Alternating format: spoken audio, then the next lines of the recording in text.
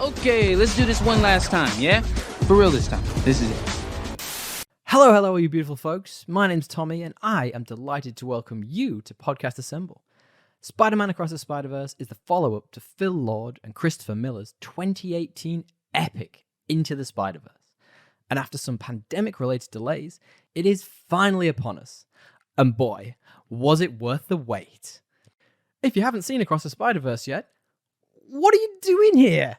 Close your laptop, lock your phone, just go and see it right now. There's the door. I don't care if it's 8 a.m. when you're watching this. I'll wait. The movie is a wonderful investigation of sacrifice and its deep connection to the superhero genre, along with exploring familial ties in a non-Fast and the Furious setting, that is. There's always room for family.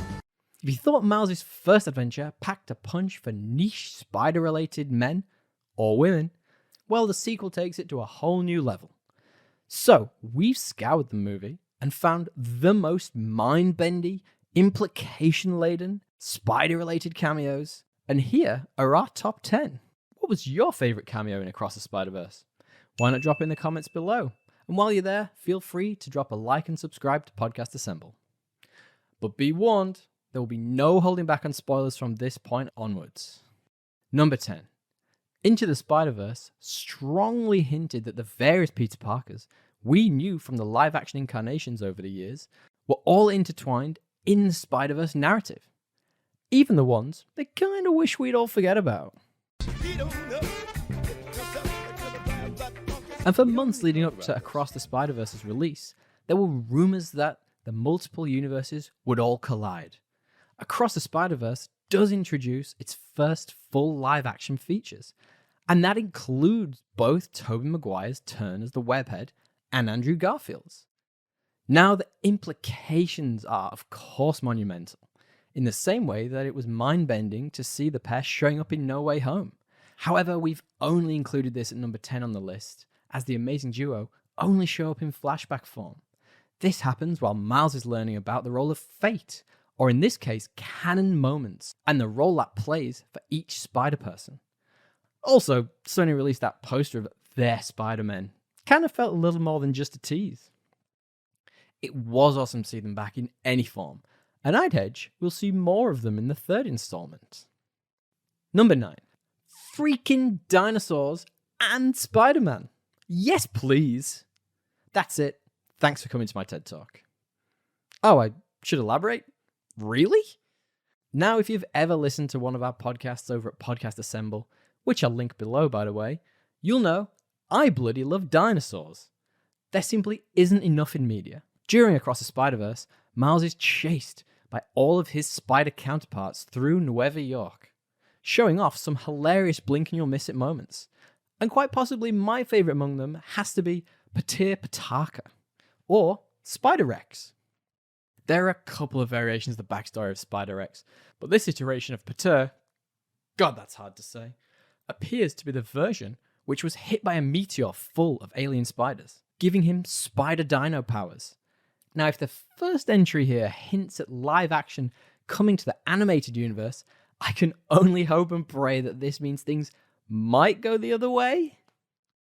Number 8. The LEGO franchise is no stranger to making superhero crossovers. The LEGO Batman movie might just be the best version of the Caped Crusader we've ever had on screen. And if you're not convinced, go and check out Nerdstalgic's take. While the amazingly cast Jason Schwartzman voiced antagonist of the movie, Spot, is going through a kind of montage of mastering his powers in a kind of subversion of expectations of the hero doing the same, he drops by a bunch of interesting universes, predominantly to fill the quota counter even further, I'd say. While doing so, he pops into a LEGO-themed arm of the Spider-Verse.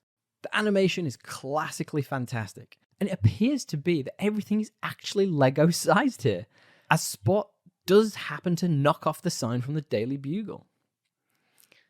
As a further deeper meta-reference, the Peter Parker in this universe is voiced by none other than Yuri Lowenthal, who voiced the Webhead in the 2018 video game. Oh, it's so deep. Number 7.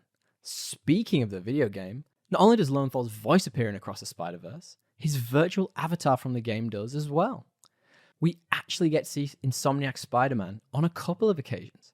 There's a sneaky reference to the Warcrawler's phenomenal game when we stop by Miles' dorm, and his definitely not man in the chair Genki appears to be playing the game while wearing Miles' Jordans. We also get to see the sprite of the character when we are being shown various versions of prisoners locked up by Miguel O'Hara's multiversal Spider Force, and he's hidden away in a background behind what seems to be the sprite of the Green Goblin from the old Atari Spider-Man game. And I'm also quite sure I spotted him in the Nueva York chase scene of all the Spider-Mans. But let me know in the comments if you spotted the White Spider logo from the video game too. Number 6. Bit tenuous this one, I'm not gonna lie. But on the theme of intertwining the broader Sony Spider-Verse narratives, we do get a subtle wink towards the Jared Leto starring Morbius movie. But sadly, not a full It's Morb in Time sequel. During the movie, Gwen lets Miles in on the fact that Miguel O'Hara is a slightly different kind of Spider-Man. He's only a freaking vampire, but is overall still one of the good guys. You can tell by his beautiful red eyes and how he seems to shout at you all of the time. To this, Miles quips, "A vampire good guy? I'd pay good money to see that." Just trust me on this one, Miles. Don't waste your money. In fact, why not just check out episode 60 of our universe's Podcast Assemble linked below? You can save yourself a few dollars. Number 5. Linking back to the Tobey Maguire-led Sam Raimi trilogy of Spider-Man movies, we get a delightful nod to none other than Alfred Molina's Dr. Octopus. Of course, the Into the Spider-Verse movie had its own take on the scientist turned multi-limbed supervillain, with the excellent Catherine Hahn's Dr. Olivia Octavius, whose fresh take on the character was a fantastic rug pull for audiences. In Across the Spider-Verse, we do get a brief nod to Molina's seminal take on the character.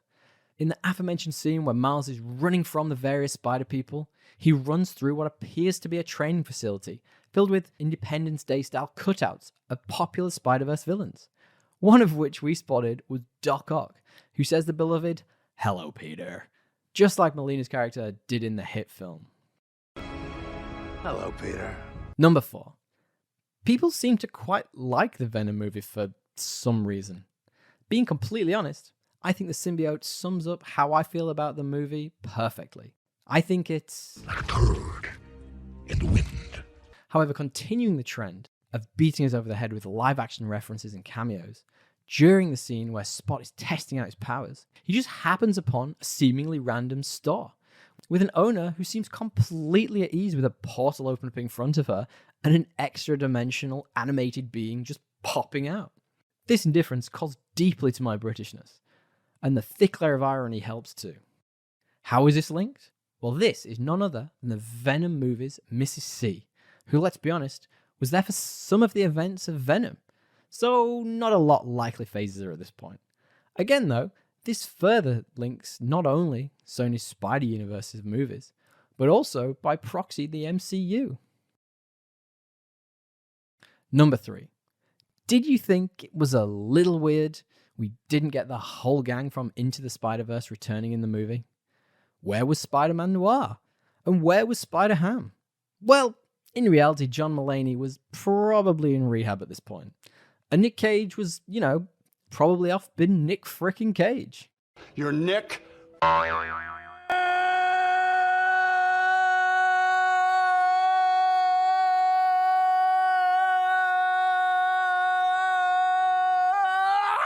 Whoa, Cage! It did seem a little off that Jake Johnson's Peter B. Parker and Minnie Hawk's Haley Steinfeld got so much airtime, and hell, even Penny Parker got a nod, while these two pivotal characters from the first movie weren't even a footnote.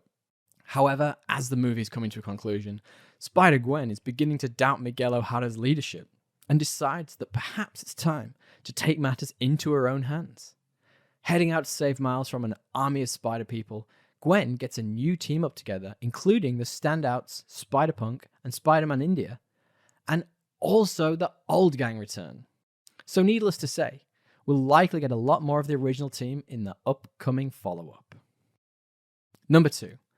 I think you get the idea by now that The interlinking of the live-action universes was clearly high on the agenda of someone during the making of this film. But this one just makes sense. In a number of scenes in Across the Spider-Verse, we get the unmistakable voice of none other than J.K. Simmons reprising his role as J. Jonah Jameson. We hear Jameson's dulcet tones during the flashbacks to Sam Raimi's Uncle Ben scenes. And we also, and most prominently, get what seems to be new dialogue in the aforementioned Lego universe. You don't trust anybody, that's your problem. I trust my barber. Simmons also reprised his role in the MCU's Far From Home and No Way Home, proving that even in the infinite multiverse of possibilities, there's only one man who can do the role justice. Oh, what have I done? Well, okay, maybe not just one. Number 1. And our number 1 spot has to be Donald Glover reprising his role as Aaron Davis, Miles' uncle. He has clearly evolved his petty arms dealing from Spider-Man Homecoming into becoming who we know as the Prowler.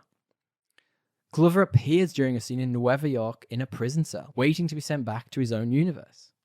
Glover's desire to play Spider-Man through the years has been no secret, and though he aged out of the role, he has voiced the character as Miles Morales in animated form. But why is this number 1?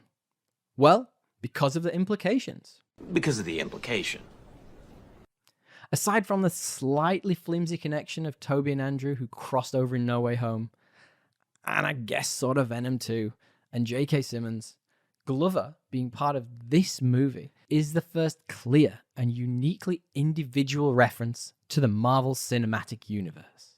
If I were a betting man, and with this link fully established, I'd say the follow-up Beyond the Spider-Verse could look to introduce a live-action Miles Morales, who will be free to join the MCU.